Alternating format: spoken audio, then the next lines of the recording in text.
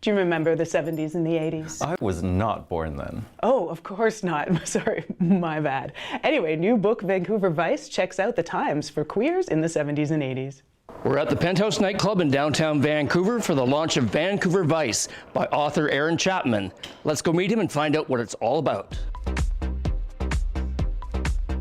The book documents a period in the city's West End over the course of, we go back as far as the 1920s, but it really focuses on the 70s and early 80s in Vancouver, where a number of different interesting things were happening. It was sort of the rise of the gayborhood, as they call it, here in town, but also there's a crime wave that's hitting the neighborhood at that same time.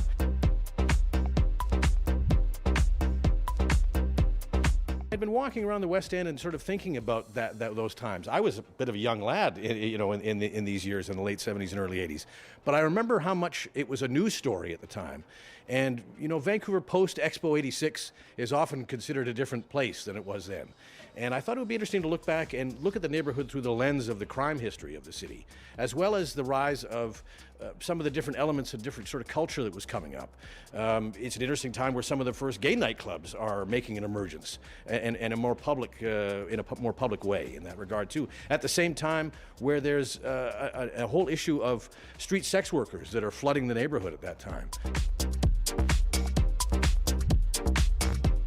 The police department eventually started doing some surveillance of the English Bay bathhouse in 1977, and some of the people that were arrested were, everyday people, a lot of men with families and whatnot. And when they faced gross indecency charges, and when the lady of the house had to pick them up and get them out of jail, the cause of this, that happening caused a lot of suicides. A lot of people who couldn't want to face their families or the law in that regard.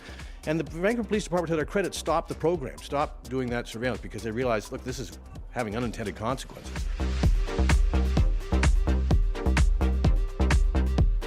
When the street sex workers were on Davie Street, the police came in and pushed them off Davie Street, and that just pushed them into the residential streets. And when the residents started complaining about that, then they brought an injunction in and kicked them all out of the West End.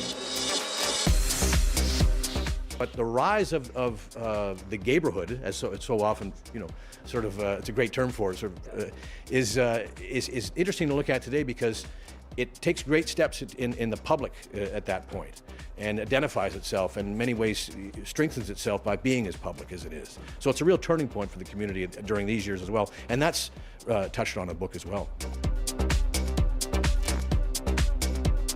I don't think we'll ever go back to this period in the West End, because the whole issue of street prostitution has changed now. It's not, outside of some areas of downtown East Side, it's not really around anymore. It's all online now, and so the world has changed.